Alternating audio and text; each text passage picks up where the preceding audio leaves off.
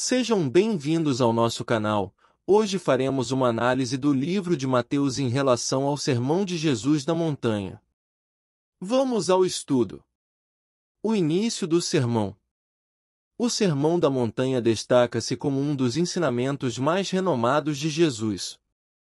No entanto, sua interpretação nem sempre é simples, muitas vezes sujeita a equívocos.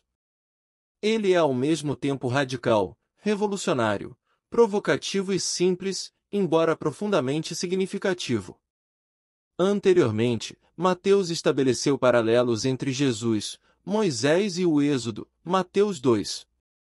Neste ponto, ele faz mais alusões ao penúltimo profeta e mestre do Antigo Testamento, demonstrando a superioridade de Jesus sobre Moisés. Não é talvez coincidência que Jesus inicie seu ensinamento ético sobre o novo reino em uma montanha, de maneira semelhante à forma como Moisés entregou a lei no Monte Sinai.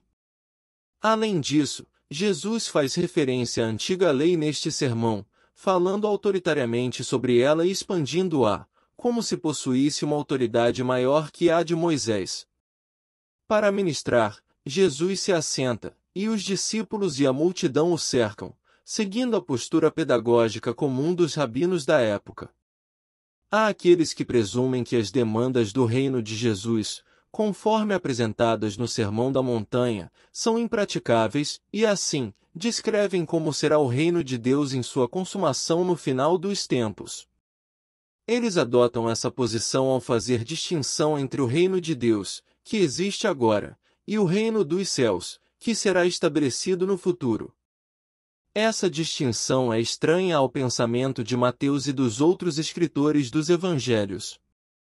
O consenso da Igreja, tanto no passado quanto no presente, é que Jesus considerava possível observar a ética deste sermão pelo poder da graça de Deus. Uma grande parte do conteúdo deste sermão é apresentada por Lucas no Sermão da Planície. Embora se pressuponha que Mateus e Lucas tenham uma fonte comum para esses ensinamentos, é possível que Jesus os tenha proferido de maneira diferente em mais de uma ocasião. Mateus compilou os ensinamentos de Jesus de maneira temática, assim como fez em outras seções pedagógicas do Evangelho. Esses pronunciamentos de Jesus recebem o nome da palavra latina beatitudo, um substantivo relacionado a beatus, que é como a Vulgata traduz o termo grego makarios, Mateus 5:3-11. Essa forma de discurso não teve sua origem com Jesus, ela ocorre frequentemente nos Salmos e na literatura sapiencial do Antigo Testamento, e até mesmo os gregos tinham discursos semelhantes. A forma se originou da literatura hebraica e judaica com a qual Jesus estava familiarizado. Apesar de a forma e o espírito das bem-aventuranças terem suas raízes nos judeus, a singularidade dos ensinamentos de Jesus demonstra que ele cumpriu tanto a forma quanto o espírito. Cada bem-aventurança abrange 3 seções: o estado, ou seja, bem-aventurado, a condição e a recompensa. Makarios é uma palavra grega que geralmente é traduzida como bem-aventurado em português. No entanto, como mencionado, a tradução nem sempre captura completamente a riqueza semântica e o significado subjacente dessa palavra grega, especialmente quando consideramos o contexto hebraico. A palavra makarios tem uma conotação de felicidade, satisfação e contentamento profundo que vai além da mera sensação de bem-aventurança. Ela está enraizada na tradição hebraica, relacionando-se com o termo hebraico ashi, que também é usado para expressar uma condição de plenitude e satisfação divina.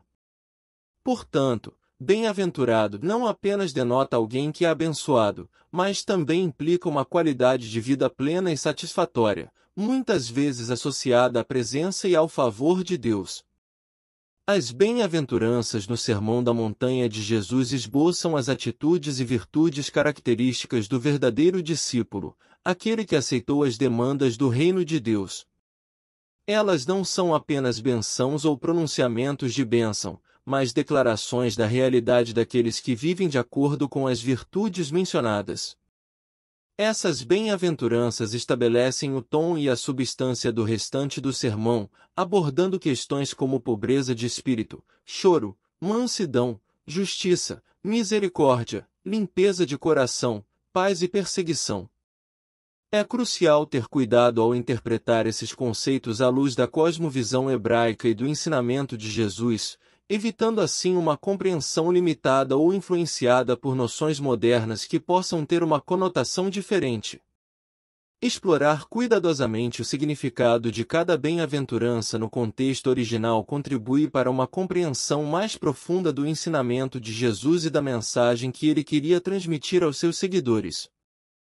A expressão pobres de espírito em Mateus 5,3 tem suscitado diversas interpretações, e a comparação com a versão de Lucas em Lucas 6,20, que utiliza a expressão bem-aventurados vós, os pobres, porque vosso é o reino de Deus, adiciona complexidade ao entendimento. A chave para a compreensão desse conceito encontra-se no entendimento hebraico da palavra pobres, tochos. No Antigo Testamento hebraico, as palavras traduzidas como pobres esclarecem a expressão, referindo-se não apenas a uma posição socioeconômica, mas também à dependência de outra pessoa, geralmente Deus, que pode chamar a pessoa para prestar contas de suas ações. O salmista, por exemplo, expressa sua dependência de Deus usando termos associados à pobreza, enfatizando que mesmo um rei deve se ver como pobre diante de Deus. A abordagem de Lucas ao usar a palavra pobres sugere que ele destaca a ideia de que a pobreza extrema é uma bênção. Esse entendimento é enfatizado pelos contrastes frequentes que Lucas estabelece entre ricos e pobres em seus relatos. No entanto, é crucial notar que Lucas não está condenando os ricos por sua riqueza em si, mas pela autossuficiência e pela promoção da indiferença à pobreza. O rico é condenado por sua insensibilidade à difícil situação de Lázaro, como exemplificado em Lucas 16:19-31. No livro de Atos, também escrito por Lucas, a Igreja de Jerusalém demonstrou uma disposição de compartilhar bens para atender às necessidades dos necessitados, mantendo as riquezas em comum. Essa atitude foi voluntária, destacando a ideia de que a comunidade cristã, mesmo não eliminando completamente a propriedade privada, agia em solidariedade para suprir as necessidades daqueles que estavam em situação de pobreza. A interpretação apresentada destaca de maneira perspicaz o significado dos pobres de espírito na passagem de Mateus 5:3. Aqui estão alguns pontos essenciais destacados. Consciência da necessidade de Deus. Os pobres de espírito são aqueles que reconhecem sua falência moral, espiritual e até física sem a graça de Deus. Eles estão cientes de sua constante necessidade de Deus e não se iludem com a autossuficiência. Rejeição de fontes não autorizadas. Essas pessoas são abençoadas porque reconhecem que sua única fonte verdadeira é Deus. Qualquer outra fonte que não seja sancionada por Deus é considerada como um ídolo vão. A citação de Jeremias 2:13 ilustra a ideia de buscar água em cisternas rotas em vez do manancial de águas vivas. A posse do reino dos céus. O reino dos céus pertence aos pobres de espírito. Isso não apenas implica a participação em um reino, mas também requer total obediência ao rei, em todos os aspectos da vida. A ênfase está na soberania absoluta do rei do reino dos céus. Tempo presente e futuro.